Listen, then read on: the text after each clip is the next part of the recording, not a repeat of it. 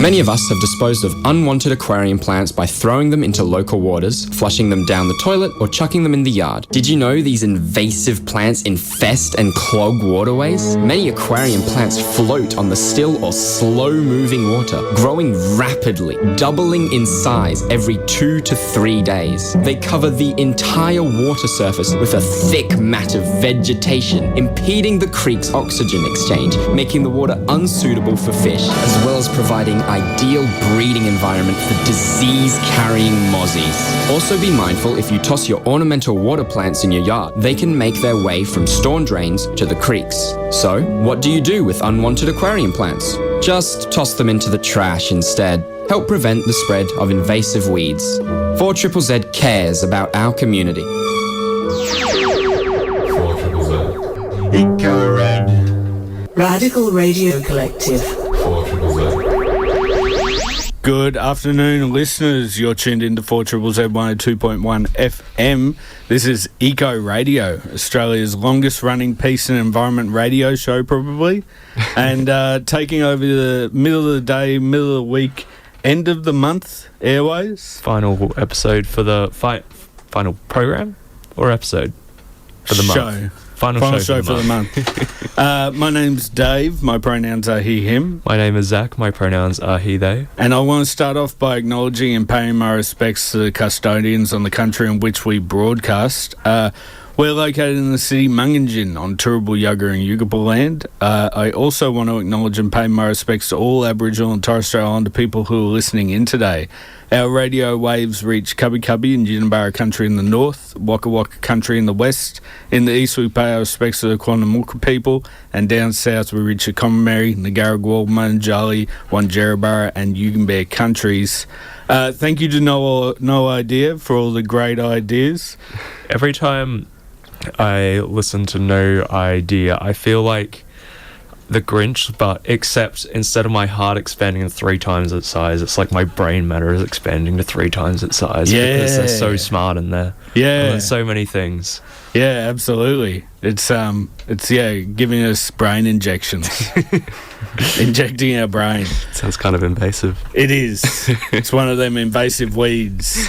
So today on the show, we are talking to Mitch from Northey Street City Farm. Northey Street have always got great things going on, and we're going to take some time today to learn more about them. You're listening to 4ZZZ 102.1 FM. Huge thanks to Chris, a first-time subscriber here at 4ZZZ. He heroically decided to grab a full subscription and even threw in a $5 tax-deductible donation just to mix things up. Here's a few things Chris gets access to now that he's a subscriber. Discounts at all of our subscriber discount outlet locations, chances to win a number of prizes in any one of our cool giveaways, cheaper tickets to all 4ZZZ events, and a healthy dose of warm inner glow. There are heaps of perks to being a subscriber, so be like Chris and head to 4ZZZ.org.au and subscribe today.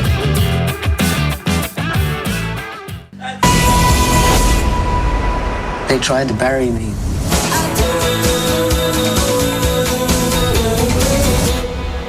They didn't realize I was a seed. You're listening to Eco Radio, the radio of the future. You are listening to Eco Radio, the radio of the future. Thank you, small child. Got it again. It wasn't the usual sting that we use, so I was almost tricked there for a second. Yeah, but we good. looked at each other toes. and we understood. Yeah, got that mental link. The pumpkin song sort of leans into our chat we're having with Mitch. Mitch, thank you very much for joining us. Oh, thanks for having me, guys. Appreciate it. You're from Northey Street City Farm. That's right, yeah. I'm the coordinator of the Sunday Farmers Market there. So. Oh, cool. Yeah. And we want to talk... Northey Street City Farm, if people aren't aware, is a city farm. Yeah, it's almost like an urban permaculture project down just near the banks of Inaugural Breakfast Creek in Windsor. I think the indigenous name for the area, the bank, is Wallen, which I think is bream, means bream. It's a very low-lying area, as you know. Yeah. So let's speak about that because after ex-tropical cyclone Alfred hit, Northey Street City Farm got inundated with water. You were saying before there's 2 metres. Yeah, probably just under. Around, we took some measurements, and around the site it was 1.5 to 1.8.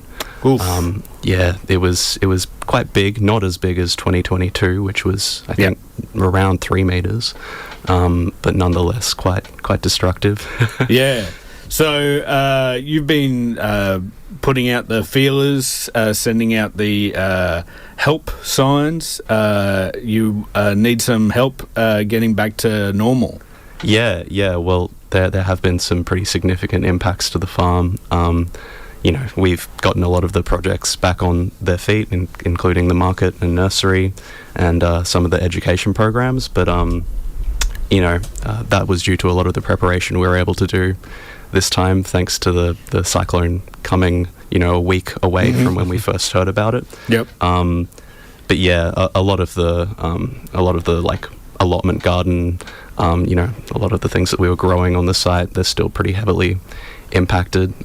We have, quite a large site, and so there's still a lot of work to do. And so, yeah, while we've had a lot of awesome volunteers on site, we're definitely wanting to put the word out there, and be awesome if some additional hands could come and assist us with the cleanup effort. Yeah. So what still needs to happen? You need to clean up some of the beds. Yeah, primarily it's the beds. A lot of it has there's soil contamination issues that will need to be addressed by some testers, basically. Yep. But yeah, there's just all kinds of stuff strewn across site. Like anecdotally, we put things up on raised platforms and took some of the most important stock and stuff off site. But we found the washing machine or the dishwasher just like in a mangrove. It's like all kinds of stuff's just been put everywhere. The platforms are put everywhere. Yeah, so, just washed away. Yeah, washed away, and it's like the force of the water was, it's really quite impressive. But yeah, it's good to have people here to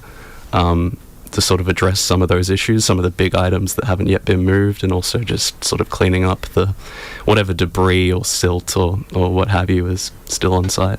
Yeah, so are you running special days for volunteers to come down, or is it just whoever's got time whenever the farm's open? We do have special days.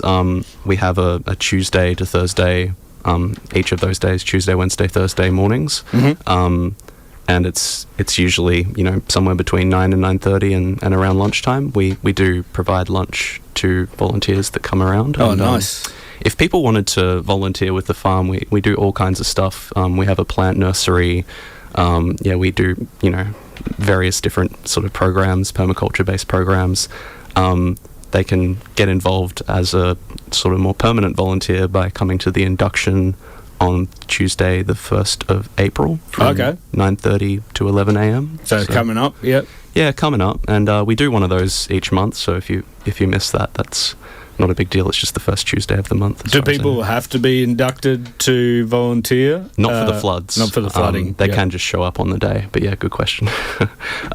It's like we really do appreciate any support that people can lend our way. And, if you're quite time poor and you have, available money spare, we were quite, like financially impacted by the floods, particularly with the closure of the markets and the nursery. So if you go on our website, if you have the means and you want to, you can make a tax-deductible donation to the farm.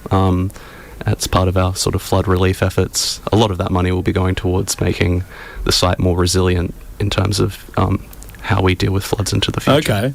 So, 2 metre high, 3 metre high vegetable gardens. Yes, that's right. Yeah, we'll have them all on stilts. Yeah. A lot of the things in the farm are on stilts, like the bees are on stilts, the office is on stilts. But yeah, hopefully not to that degree. We do think that there will always be kind of a period of cleanup when these events occur, and of course they're happening more frequently with the impending climate collapse.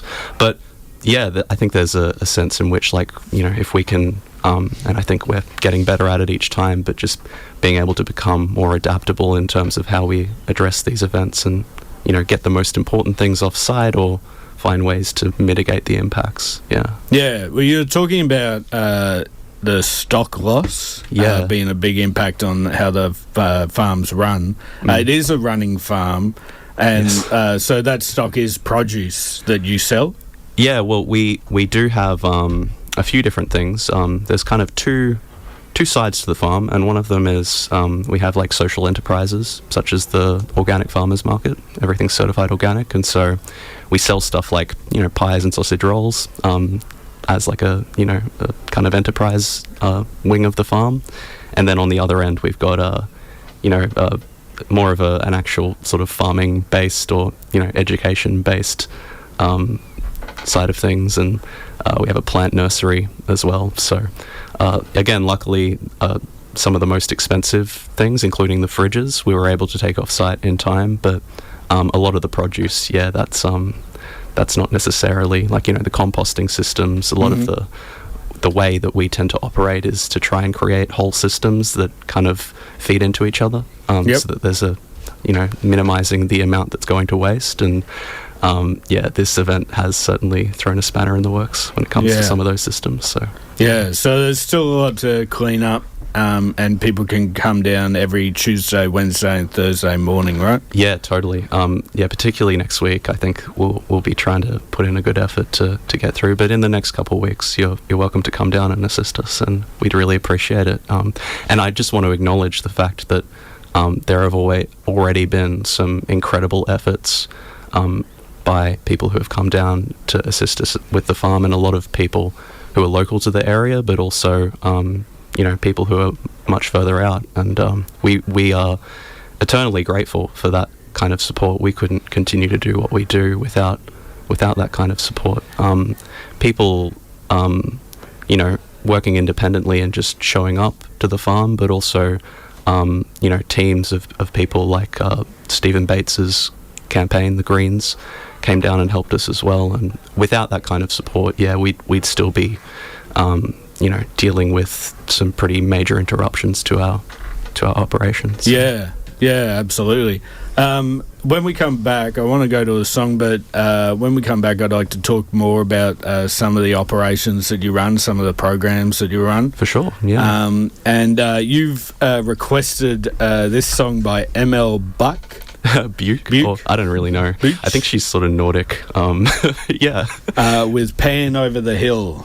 This is one of your favourites? I probably have a couple other tracks of hers that I really like, but I just think her work is excellent. She has a very ethereal, sort of dreamy sort of vibe to her. So, nice. Yeah, it's good stuff. Okay, well, let's go to a song. This is ML Buke with Pan Over the Hill. You're listening to 4ZZZ Eco Radio. Your weekly dose of science on 4ZZZ is now available as a podcast. I learned that you can hear the difference between different water temperatures when they're poured. I'm going to pour one after the other into a different glass, and you have to tell me which one is which temperature. I've got a hot and a cold. Right, here's the first one.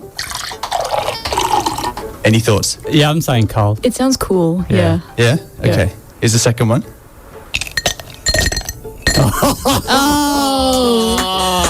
Well played. Shut up. Search No Idea 4ZZZ on your favourite podcasting app. That's spelled KNOW, like no idea.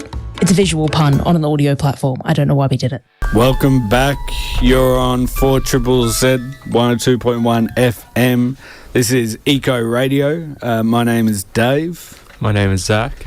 And we're here talking to Mitch from Northey Street City Farm. Yo. So, Mitch, what are some of the programs that Northey Street runs on a regular basis? Well, I'm glad you asked.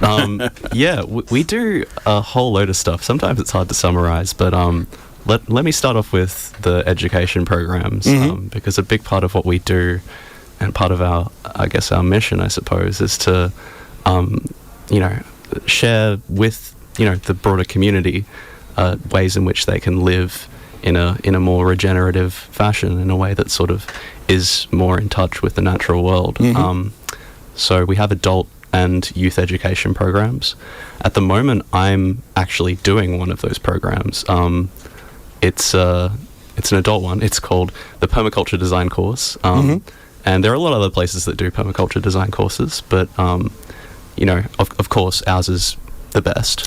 Right. I don't know, I'm kidding. But yeah, like I'm really enjoying it. And a lot of it is about sort of figuring out how to create a system, whether that be just on your balcony or in your backyard or on the scale of a farm, that operates in a way where you're using all of the different elements of the natural environment to sort of create sort of abundance and prosperity, not just for us as human beings, but for the flora and fauna that are part of the system, pollinators and exactly, worms. Yes, and a lot of that comes down to kind of observing and interacting with, at the very first step, sort of what's in the environment and how can I use it.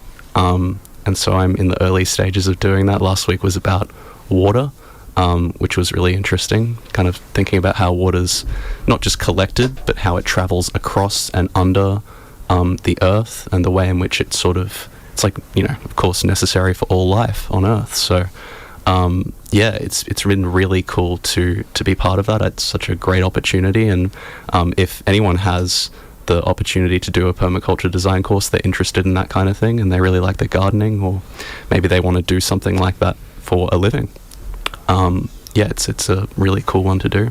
We also have like workshops that we run. So there's a lot of like really interesting ones. One coming up on the 29th of March, so very soon, is the Simple Fungi Cultivation. Yeah, that's right. Workshop. Yeah, which is pretty cool. I mean, of course, Cosy Lives has been affecting us all lately. So one way to sort of reduce your grocery bill is to grow your own mushrooms, especially if you're on a plant-based diet. A lot of people who are vegans or vegetarians eat a lot of mushrooms. And so there are ways in which you can achieve that in your own home, various different systems, some of which, can sort of be cultivated indoors. Others, can involve sort of, colonizing a bunch of like wood or logs and letting them grow outdoors in, an environment that's amenable to that. So yeah, it's a really cool workshop, and I recommend checking out. We have a whole range of them on our website again, and they're relatively affordable, and really cool if you want to get into gardening. And a lot of the time they're quite compatible with a lot of the offerings when it comes to trees and plants that we offer at the nursery, the City Farm Nursery. And I think if you're doing workshops, or if you're a member, there might be some discounts available at the nursery. So that's one side of things. But then there's also like I would call it like a homeschooling program. It's Earth Kids is basically like a something for the little ones, where they can come onto the site. It's usually laid out in terms of semesters, and they get their own kind of permaculture education. A lot of it is based around this idea of play and interacting with the environment. And it's really cool to see what they come up with and the kinds of things that they engage in. In a way, I'm a little bit jealous. It's like one of those things that you kind of wish you had experience with as a child yourself. Sort of nature play, and learning more about the way in which we're sort of connected to the natural environment. Well, speaking of which, let's make it a little bit personal. Yeah, sure. How did you get involved for starting with the natural world? That's interesting. I don't know. I think for me it was probably like I lived quite close to Toohey Forest. I was, went to Mount Gravatt High School, and so I spent a lot of time in that environment, in the city, and it got me really interested in ecology. And I just felt like, from quite a young age, like probably quite early in my high school days, that the way in which we currently operate in sort of modern, high-income suburbia is so out of touch with what I would say is like a more sensible or sensuous relationship with the natural environment, and there's just an immense amount of excess and waste in terms of how we operate, and I see that whatever kind of remnant vegetation or habitat exists is like constantly under threat by the encroachment of human activity. Yeah. And there's another component to that too, which is that, you know, the natural world has its own form of abundance and complexity that we emerge out of as human beings. And so in my like early studies of, you know, geography and stuff, I began to learn about some of those things. Had some really good geography teachers and stuff. And ultimately I could kind of see that what the human species is doing right now, the kind of colonial capitalist project, is simplifying and homogenizing the natural world from which it emerged as a complex consequence. And so I got really interested in that and gradually became radicalized during university. Started like a bit of an affinity group called Social Ecology Brisbane with some friends, and just, you know, started to garden with people who I knew and, you know, sort of create, you know, I guess a certain amount of abundance or a surplus with people in my community. Learned from, you know, some older people, and here I am. Like, I guess, you know, my intellectual and educational background is in philosophy, political science, a lot of humanities and social sciences, but I've just bounced around from job to job, and I saw that there was a position available at Northey Street City Farm and just jumped at the chance because I knew about them, knew about the awesome work that they did, and wanted to be part of it. So is there a lesson that you took away from starting Social Ecology Brisbane?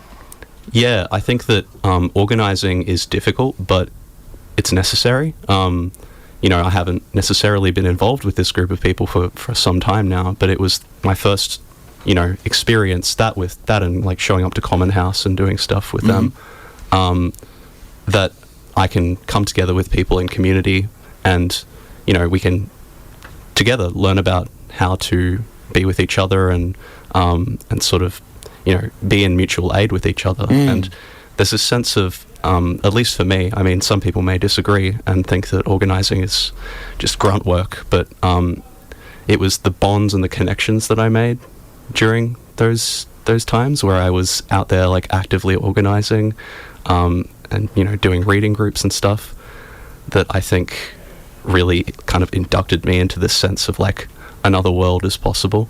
In addition to all of the theory and the stuff that you learn by sort of engaging with that stuff, I think for me it's that experience of like, oh yeah, we can build something together. I went to Modifier, which was like a Burning Man type event, and set up like a theme camp with these people and a bunch of other people, and a lot of it was based around this concept of sort of education. I think my, you know, part of what I want to do in life is sort of impart but also learn from others, you know, and have this sort of process of education where the teacher is the student is the teacher. So, do you have an idea of what that future possibility is that you imagined?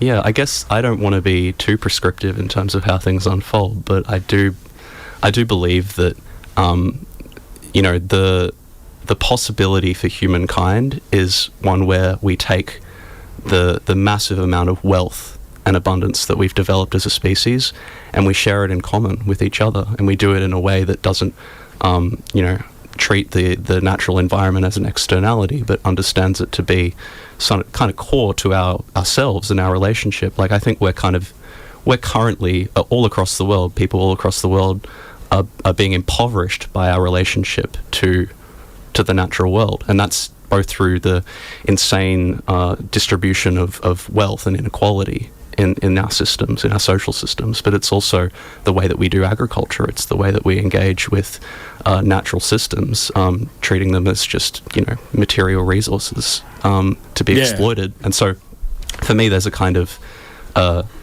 like a relationship to the natural world that maybe it's a little bit more, you know, it's operating in a fashion where we're recognizing each other as being able to help and be in commons and share what we have and receive from others as well as give. Yeah. And I think there are systems that we can develop, like systems of direct democracy in our communities that can scale up onto higher levels, which, you know, I would call kind of a form of democratic confederalism. Like, I really like the ideas of Murray Bookchin, if you've ever looked into him. People like Abdullah Öcalan as well, who He's the leader of the Kurdish KPG. Yeah. Well, a lot of the experiments in northern Syria, in Rojava, have been sort of inspired by his role in Kurdish resistance, and it's based around these ideas of kind of social ecology, effectively. And so I see that as a potential path forward, but I also think as part of that we have to grapple with the fact that in modernity we've been cut off from not only nature but ourselves, and from a sense of spiritual connection to the world. And I think there's a need to re-enchant not just society and our relationships, but kind of our sense of self. I think we're in a deep pit of disillusionment at the moment, at this stage in human history, and there needs to be a conscious effort to rewrite the narrative and create new narratives that may allow for a more kind of holistic understanding of what it means to be alive and to be human. And so I'm very much interested in that side of things. I'm like, I want to bring this sort of psychological and symbolic spiritual stuff and integrate it into a politics. And I think by doing that, there's a very potent kind of emergence, because then you can start to understand what it might have been like for indigenous cultures and societies all across the world to have thrived for hundreds of thousands of years in that way. And it's not as if we have to directly emulate them, but I think we have to at least acknowledge that they did certain things quite well, and we should be sort of directly, working with them in solidarity with them at this moment, because they've been through their own cataclysm and their own crisis. We're going through that now. Do you think that Northey Street City Farm integrates the idea of being a part of the environment as well as, I guess, a product of the environment? Yeah, I think that's, a lot of the ideas from Bill Mollison and kind of the early progenitors of permaculture, I think they were very much in sync with this idea. And to give Northey Street some credit as well, I think there's a critique that often comes in terms of permaculture, which is that it's too Eurocentric and white, and it adopts ideas that indigenous cultures have sort of, they've been practicing this stuff for millennia. Particularly from Brazil? Agroecology. Agroforestry? Yes, totally. And I think one thing that Northey Street is attempting to do is like acknowledge that critique and, speak directly to and work with the First Nations people from various parts of Australia. So there's a First Nations advisory group that we get in touch with, and they provide us with a lot of really good feedback in terms of the way that we operate, and finding ways to sort of practice permaculture in a way that isn't sort of inherently colonial, I think is a big part of what Northey Street is trying to do. But yeah, I mean, the way in which we operate in capitalist society, I think there's a lot of ways in which it's problematic, and it's figuring out how can we be prefigurative in terms of the way that we act, the things that we do, and still sort of survive or sustain ourselves within the current system to some degree or another. It's a hard line to sort of walk, but it's the idea of going from the Anthropocene into more of a Symbiocene. I like that. That's a really good way of putting it. It's a lot of deep ideas that we're talking about here. You're listening to 4ZZZ. This is Eco Radio, and I'm here talking to Mitch from Northey Street City Farm. What's up? Now, the winter solstice is still a few months away. Yes. I've never been to one, but it's a huge event that Northey Street puts on. Can you tell me a little bit about it? Totally. The Winter Solstice Festival is kind of like the climax of our whole calendar year. And of course it happens around the winter solstice. I think it might be the next week after this time or before. I'll have to check. But it's a fantastic time. We usually have a range of bands and artists that play. Tickets are usually, I don't know how much they cost. But it is a ticketed event, but we have all kinds of activities on site during the day. Some really excellent performers, fire twirlers, there's usually food available, food trucks. We do a big bonfire, and all kinds of really fun, ritualistic events. It kind of feels a little bit, a little pagan, perhaps. But yeah, I guess that kind of goes into what we were talking about before the break, where it is that connection to the environment, and it's not this, far-flung idea about we celebrate this religious date at this time because of these reasons. It's like, this is the shortest day of the year. Yes, yeah, for real. It's an actual phenomenon, a real event that's shared by all people across the world to one degree or another. And so, I think that's a really sort of important way of sort of contextualizing like human activity in relationship to the rest of the world. And I just think it's an awesome time. It's really fun. I was running around last year with a camera, sort of, basically just taking photos and videos of everyone on site. And all of the performers were awesome, like Sachem and Rivermouth and JK47 as well. I definitely recommend showing up this year. It's going to be a blast. All right, I'm pumped then. Another thing that I'm pumped for is this week's Bushcare Roundup. Oh, yeah. It's a Bushcare Roundup. They've been pulling out weeds and then they put in trees. It's the Bushcare Roundup. Mitch, do you want to read the Bushcare Roundup with me this week? Why not? So the Bushcare Roundup is our weekly rundown of all things environmental and peace that we can do. If you want to come around, we'll read it on the screen. Sure. So happening this Thursday, the 27th at 7:30, you can go to the Lota Creek Habitat Group Bushcare Working Bee. That's at Auvern Street in Lota. On Friday at 3 p.m, you can go to the Kurilpa Common Farm Working Bee. That's 250 Boundary Street in West End. You want to go this Saturday? Yeah, totally. So on Saturday we've got... Oh, I'm just finding it a little difficult here. On Saturday we've got 7 to 9. I believe that's in the day. Yeah. Yep. I am. Mookin-Bah Bushcare Working Bee at 106 Greencamp Road in Wakerley. And 8:30... we've got March Bushcare at Outlook Drive in Mount Gravatt. And also 9 to 11:30, you've got Koala Community Planting Day in Fassifern at the Pioneer Graves. Yeah. On Sunday the 30th at 7 o'clock, you can go to the March Bushcare Working Bee at Jean Street in Grange. At 7 o'clock as well, you can go St. Lucia Bushcare Group Working Bee. At 8 o'clock, you can go to the Lugg Street Bushcare Working Bee in Bardon. And also at 8 o'clock, the Holding Tight linking Springbrook and Lamington National Park. This is a Gold Coast model flying club doing the natural bridge expansion. And at 2:30, you can go to the Bushcare Working Bee at Quandong Park in Ashgrove. Awesome. That's everything for today. Mitch, thank you very much for joining us. Oh, look, I appreciate it. It's been awesome. Yeah, we talked everything about Northey Street City Farm. And to go out today, we've got a song by Well Subversed. This is Bigger Outside. You're listening to 4ZZZ. This has been Eco Radio.